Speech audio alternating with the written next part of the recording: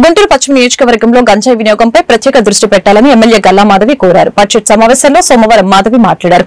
CC కెమెరాలు, check పోస్టులు ఏర్పాటు చేసి నిఘా వ్యవస్థను బలోపేతం చేయాలని అన్నారు. వైసీపీ ప్రభుత్వ హయాంలో చిల్లర దుకాణాల్లో గంజాయి విక్రయాలు జరిగాయని గుర్తు చేశారు.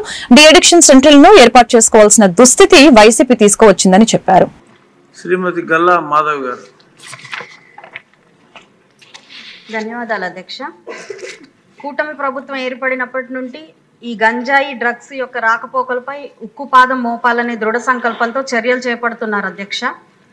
అయినప్పటికీ గత ప్రభుత్వ దుర్మార్గ పాలన వలన, వాడి తీరు వలన ప్రతి చిల్లర కొట్టులో సర్వసాధారణంగా చిన్నపిల్లలకు సైతం విచ్చలవిడిగా అందుబాటులో దొరుకుతున్న నేపథ్యంలో ఇంకా వీటికి అడ్డుకట్ట వేయలేకపోతున్నాం అధ్యక్ష.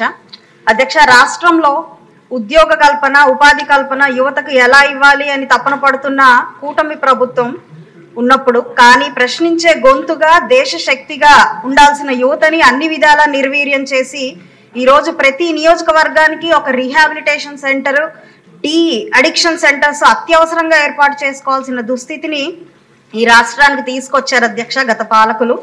అధ్యక్ష, టీడీపీ హయాంలో శివారు ప్రాంతాల్లో చెక్ పోస్టులు, పాట్రోలింగ్ ప్రహార చాలా సమర్థవంతంగా కొనసాగేవి అధ్యక్ష. గడిచిన 5 ఏళ్లలో ఈ తరహా నిఘాని పూర్తిగా తీసేయడం జరిగింది అధ్యక్ష. పట్టపగలే జనావాసాల మధ్య ఈ గంజాయి డ్రగ్స్ సేకరణ విపరీతంగా జరుగుతున్నది అధ్యక్ష.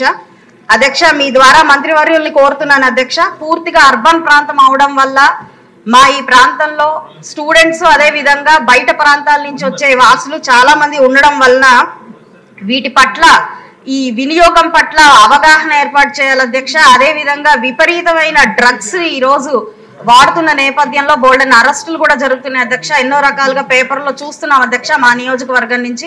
కాబట్టి ఆ పాట్రోలింగ్ వ్యవస్థ, అదే విధంగా అవసరమైన ప్రాంతాల్లో చెక్ పోస్టులను ఏర్పాటు చేసి సీసీ కెమెరాలను కూడా అత్యవసర ప్రాంతాల్లో ఏర్పాటు చేయాల్సిందిగా మంత్రివర్యులు కోరుకుంటున్నాను అధ్యక్ష.